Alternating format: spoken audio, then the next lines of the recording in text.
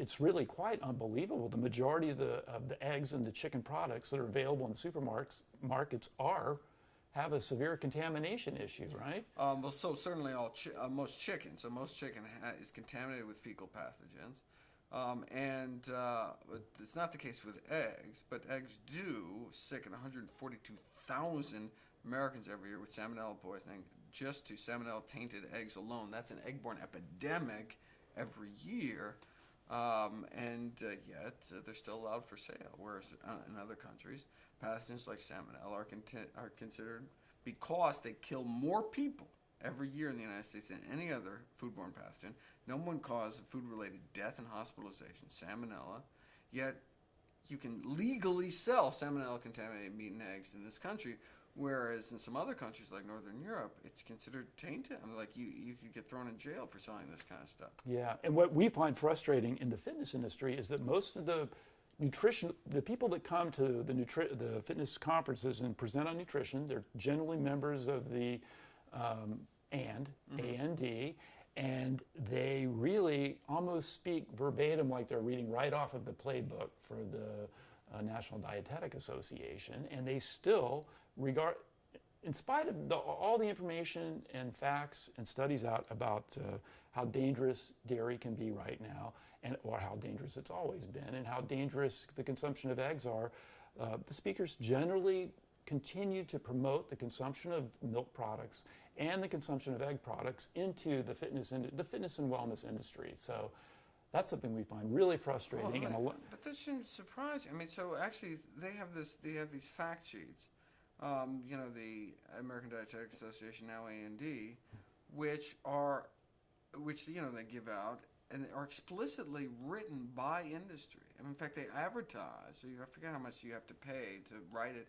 And so you can learn about Coca-Cola. You can learn about soda from the Coca-Cola industry. You can learn about eggs from the American Egg Board. You can learn about the benefits of chewing gum from the Wrigley Science Institute, which is a real institution. I mean, it's just unbelievable. I mean, you go to the conferences, you go to the dietetics conferences, and it's just McDonald's and Coca-Cola and, just lined up, Mars bar. It seems criminal to me. Well, yeah. Do you see it changing at all? Do you see the tide beginning? Well, yeah, because now people can get out the truth without having these kind of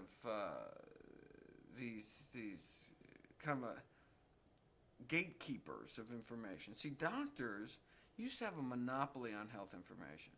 And so, like, if you wanted to know about health, it was like, ask your doctor, or maybe you have an Encyclopedia Britannica or something, right? And so, for the industry to control, for the tobacco industry, you control the doctors, you control the message, right? And most doctors smoke, they pass, and so the AMA came out and said smoking moderation, totally fine, and in fact may be beneficial, actually, have health benefit overall. And they could do this. In fact, came out officially opposed to the first Surgeon General report against smoking in 1964. Why? Because they just got a $10 million check from the tobacco industry? Maybe. Right? Okay. So, but now there's so many sources of, there's been this democratization of knowledge. Thanks to the internet age, people can get access to information without having to necessarily go through these gatekeepers. So now it's very difficult for industry to control information. So a study comes out before on the benefits of tomatoes or broccoli or sweet potatoes or strawberries or something. How would you hear about it? There's no corporate budget driving its promotion, right? It's not like you're going to see ads on TV for it. There's no press releases being released. But you'll never get buried in some dusty stack of some medical library basement. It could be the best science in the world, prestigious medical journals. It's not going to get covered. Right? But now, you can have access to almost anything online. And of course, there's a lot of garbage. But, eventually the truth will kind of, float to the surface. And that's what we're seeing now for the first time. People can take responsibility for their own health, for their family's health. We don't have to wait until society catches up to the science again like it did with smoking, because it's a matter of life and death. I totally agree with you. And it sounds like you're making some good progress, too. Oh, we're at this tipping point. Just came back from Israel. 4% of the population is eating strictly plant-based. That's unbelievable. Berlin is kind of the head of the plant-based movement in Europe. Just amazing things are happening. They have supermarkets, like plant-based supermarkets. I mean, it's just unbelievable. And, you know, it's because now all of a sudden you can share the truth. You can never really do before on kind of a mass scale. Yeah, yeah. I hope it is at a tipping point too. Just in the last 4 to 5 years, there's really been a turnaround in people's understanding about plant-based nutrition. When I first started talking about plant-based nutrition, I had to spend a lot of time just explaining the basic facts. You can get your protein from plants, you can get your calcium from plants, and now we've really moved almost beyond that to the audience that we speak to in the fitness industry to, we understand that now. How do we start to make that behavioral change transition to get there? Right. And so that's what Mindy and I have been struggling with in the fitness industry, and I'm sure you do to a certain degree too, because where the rubber meets the road, honestly, people have learned how to eat one way their whole life, and making, even though they know the science is there to transition to a more whole food plant-based diet, making that transition, even though it may be a life and death matter for them, can be impossible.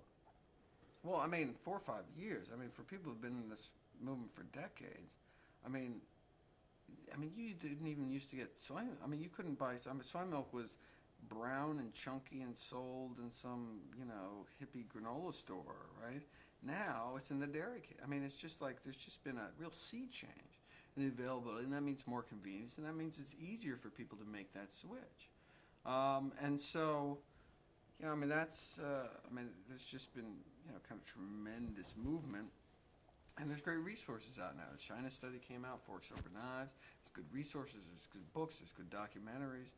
And so, you know, if people are interested in improving their lives, now we have the tools to make it as easy as possible. Yeah.